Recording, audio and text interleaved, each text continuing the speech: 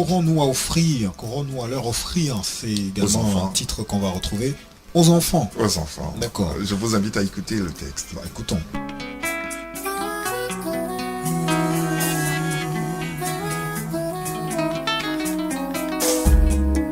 Quelque part en Somalie, en Australie ou au Chili, le jour se lève sur une vie. C'est le monde qui s'enrichit. À chaque battement de cœur, il en vient. C'est des centaines de milliers au quotidien. Personne ne saurait dire combien. À chaque instant, on a de nouveaux derrière.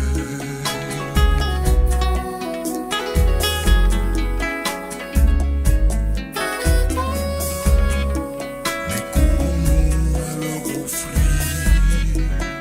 Devons-nous à leur léguer? Quand on aura fini de détruire tout ce dont on a hérité.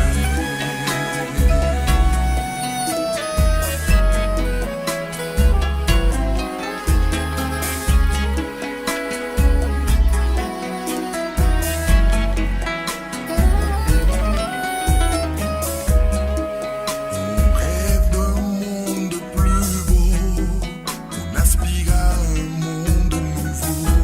Mais en l'attendant, on brûle au chalumeau celui qu'on a reçu un cadeau.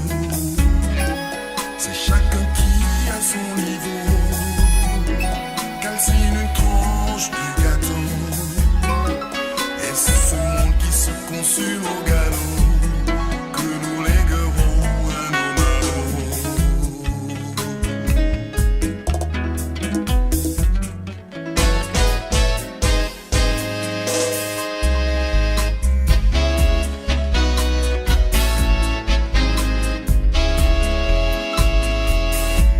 On fait de la terre un brasier, puis après on se mue en pompier.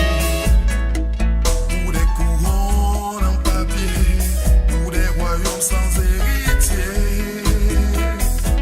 Quand on aura tout dévasté, quand tout sera parti ensemble, quand un soir il faudra s'en aller, mais qu'allons-nous leur laisser?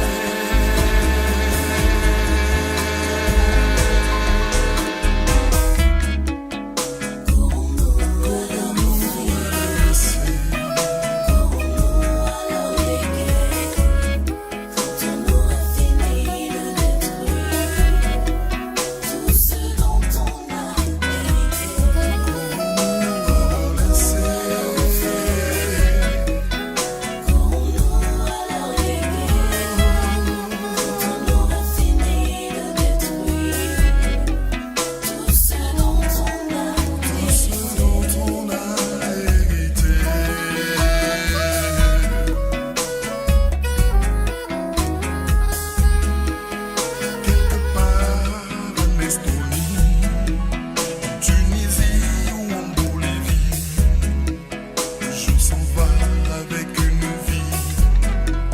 C'est le monde qui s'appauvrit. À chaque battement de cils, c'est comme ça. Une vie qui vient, une autre qui s'en va. Aurores et crépuscules s'emboîtent le pas. Mais la question ne change pas.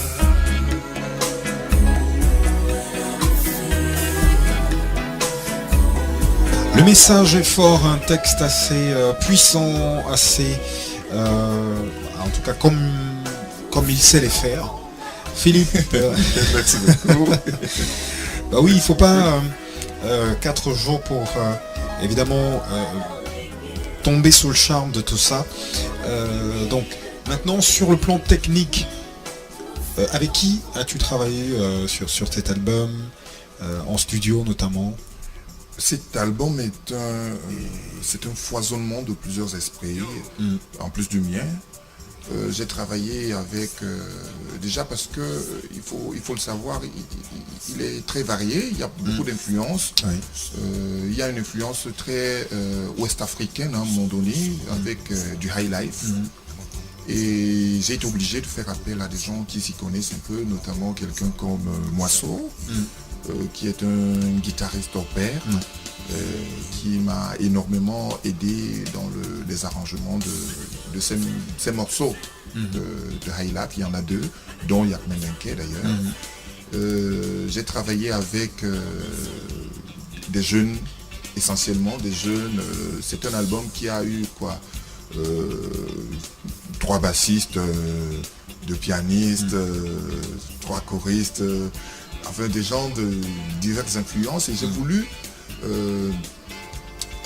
ne pas faire quelque chose de linéaire, c'est-à-dire de rentrer à un studio de classique, de rentrer à un studio et de sortir à l'autre bout avec quelque chose, non. Ce qui fait que j'ai travaillé dans plusieurs studios. Cela m'a permis de me frotter à divers esprits, avec divers techniciens et tout. Avec le peu que je sais, moi, en la matière, ça m'a beaucoup apporté. Je crois que cet album, pour ceux qui se donneront la peine de l'écouter, trouveront beaucoup de choses dedans. Et techniquement, ben voilà ce que je peux en dire pour le moment. Voilà. C'est pas la distribution, c'est pas vous n'entendrez pas parler d'un Richard Bona dedans ou de quelque chose de ce genre. À ce niveau-là, j'en suis pas encore là. Mais je dis que j'ai essayé de trouver les meilleurs sur place et on a pu avoir le résultat. Surtout que sur place, il y a de talents exceptionnels. Il y en a c'est indescriptible. Il y en a un foison. Et j'en profite pour remercier particulièrement un frère, Djaba. Oui. Djaba, un bassiste, j'espère qu'il est à l'écoute. Exceptionnel. Ce garçon, il est magique. C'est l'un des rares avec Moisseau à être arrivé à me faire changer mes convictions sur une chanson, par exemple. C'est-à-dire, je pense que c'est comme ça, mais quand il arrive, on a discuté. Il ne fait pas que jouer. Non, il ne fait pas que jouer. Il apporte aussi. Exactement. Et pendant 30-40 minutes, on est en train de discuter sur une phrase de 8 mesures et tout. Finalement, on arrive à quelque chose d'impressionnant. C'est un garçon merveilleux. Alors, est-ce que tu penses, au vu de tout cela, de tous ces artistes-là qui naissent, de cette génération qui monte, est-ce que tu penses qu'il n'y a pas de raison pour ceux qui se disent non, notre musique est en perte de vitesse? Est-ce que tu penses pareil? Non, absolument pas. Je crois que le problème que nous avons ne se situe pas au niveau des individualités, des talents, parce qu'on a regorge. Des talents, on en a. C'est fou quand on se met à regarder. Si vous faites simplement le tour des cabarets, de Douala simplement, je ne parle pas de Yaoundé, d'autres villes, je parle de Douala simplement. Si vous faites le tour des cabarets, vous avez des gens à vous couper le souffle et qui malheureusement en restent là. Bon, mais je crois que nous avons intérêt à ce que un peu plus haut dans l'espace musical, qu'on pense à établir une réelle politique de promotion de ces talents-là. Parce que je pense que au-delà du fait que l'on s'assied dans son sofa et qu'on accuse la piraterie et tous ces autres trucs, je crois qu'en amont, il n'y a pas de politique réelle. De promotion, pas seulement de la musique, mais de la culture camerounaise. Et c'est bien dommage parce que pour moi qui ai eu la chance d'aller dans différents pays en Afrique, je vois comment ça se passe. Je suis en plein Abidjan et il est impossible pratiquement d'entendre un morceau camerounais. Je dis, il faut pour cela aller à des établissements spécialisés avec peut-être le tenancier qui a un faible pour le Cameroun, mais je crois que ça va au-delà d'une politique de quota. Ça va au-delà d'une politique de quota. C'est quelque chose de beaucoup plus puissant.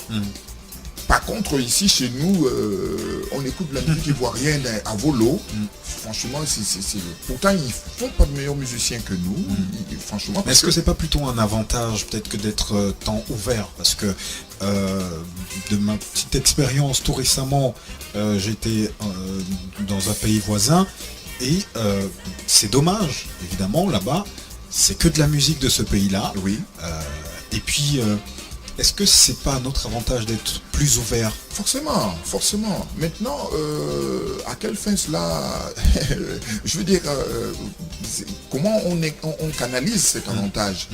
Ok, ça nous ouvre l'esprit de savoir ce que les autres font, Oui. de consommer ce que les autres font. Maintenant, si c'est au détriment de De notre de musique, notre ouais. musique, franchement, c'est bien dommage. Parce que je peux vous garantir que sur le plan technique, on fait beaucoup de bonne musique au Cameroun.